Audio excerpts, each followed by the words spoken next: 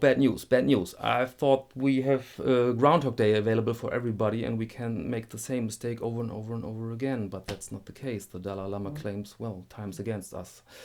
Welcome to Caseback Watches, my name is Tim and today's topic is the Dalai Lama, and we saw here his trade secret, so to speak. His trade secret is claiming things which are so obvious and so superficial and hard to argue that you have to agree, you have to go along with the Dalai Lama.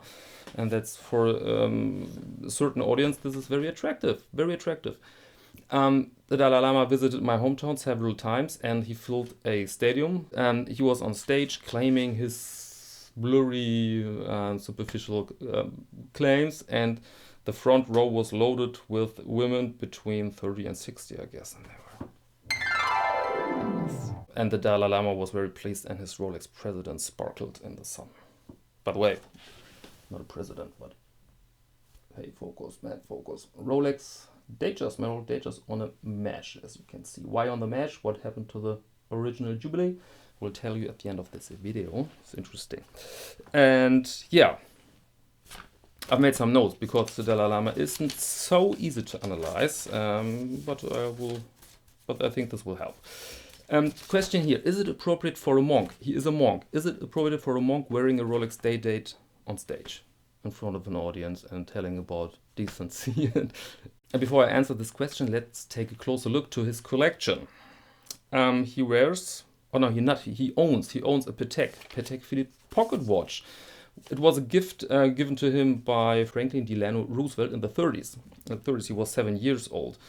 But he doesn't wear this piece. I think he never worn it. It's a collectible item, so to speak. But he wears his president, as I said, on leather. Rolex president on leather. He wears on a regular basis Datejust on the Jubilee, two-tone Jubilee, and some cheap watches.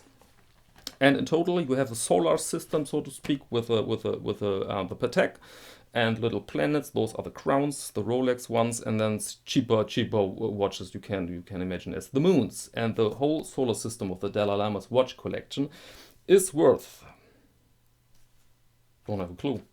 I think it's impossible to make a prediction because we all know what Datejust is worth, but with those provenance owned by the Dalai Lama, I mean, imagine this Rolex Daytona, worn by this famous actor. What was his name?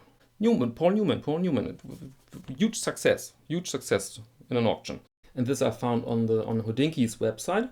Link in the description. Very well-made website. Very good article about the grandson of Leo Tolstoy, who have given the watch to the Dalai Lama. In fact, very interesting story. And if you're into history, you will enjoy that story. But I'm looking for something here. The story.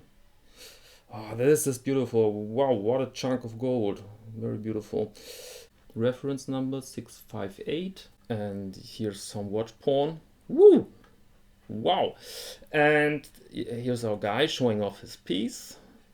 Yes, there is. And here its value. And with this provenance, Hodinke writes, sky would truly be the limit. So impossible to say the exact worth of the Dalai Lama's collection. 1 million, 2 million, 3 million, 4 millions, I don't know, but I think in this area you will find it. And this is the next question, or let's say this leads to some preconceptions. A monk on stage, and then he's at home and he turns in a filthy rich guy with a 1 or 2 or 3 or 4 billion, oh no, million, excuse me, million watch collection. This leads to preconception number 1, 2 tongues. He speaks with 2 tongues. And another preconception, maybe he's an actor. He isn't a monk. He's an actor. He's an actor on stage, flirting with those middle-aged women. And at home, he is the watch collector. And then we have to ask why he can't give it away. Why he can't give his entire collection away. And the answer is very easy and simple. He can't. He actually cannot do this. Because, and maybe you didn't know that, the Dalai Lama is one of the most serious watch guy on the planet. I mean, the collection is millions worth, but, and this is more interesting, he's a skilled watchman, a skilled watch guy. The Dalai Lama has a workshop in his house and he repairs his own watches. Maybe not the Patek, but older and cheaper ones, he repairs by himself. He services his watches alone in his house. I mean, this is quite something, right? And he told some stories about his youth, and he always had a tendency to technical items. As a younger man, he disassembled and repaired watches, cars, radiators, projectors, and other technical items for himself and for a friend as well. He was a really, how can I say this? A freak, a geek, tech guy, technical, a hobby freak, so to speak. And this is very agreeable. This is very nice. When it comes to watches, the Dalai Lama is soft as a bubble gum. He wants his Patek. He needs his Patek. He can't give it away. It's beautiful. It's just beautiful. And of course, he's not an idiot. He, by the way, he wears his watches on this side, on a hidden behind his wrist. And I think this is because not everybody should know that he wears several $1,000s on his wrist, being a monk.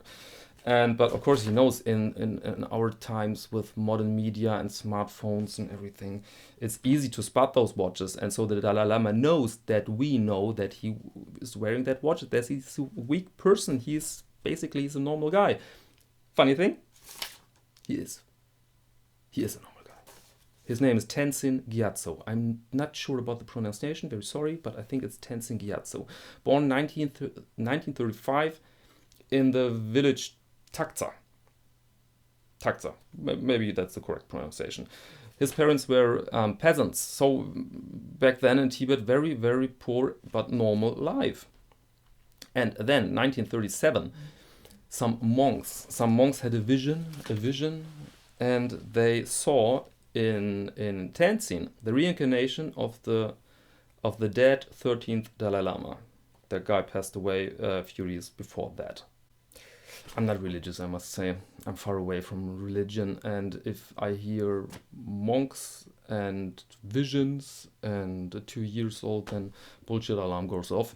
And I think that Dalai Lama was chosen randomly, absolutely by random. I think the monks were in desperate need of a leader, of a spiritual, religious leader, but also the Dalai Lama is also a political leader because of the situation of Tibet.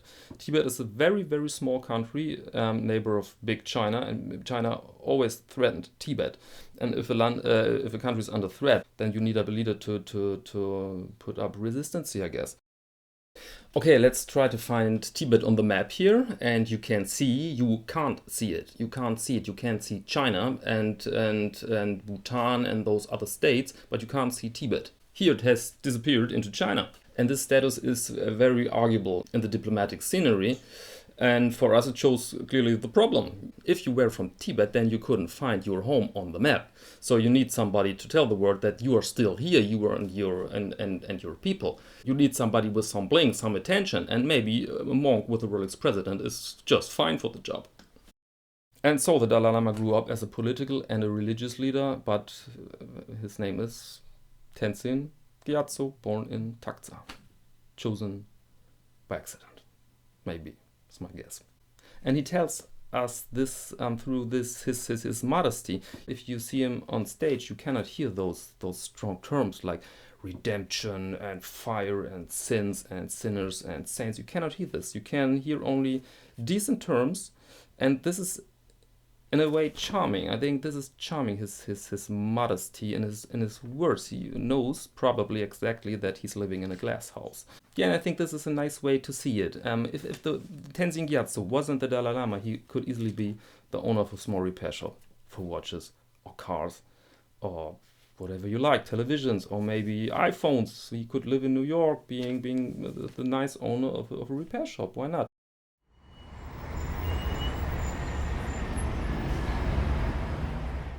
Okay, this is all I can say about the Dalai Lama. Small announcement for future episodes. It's very interesting. I bought a very interesting watch in Italy, a Tudor date from the 60s, all original, and it's in the parcel already. It's on the way and will arrive hopefully next week.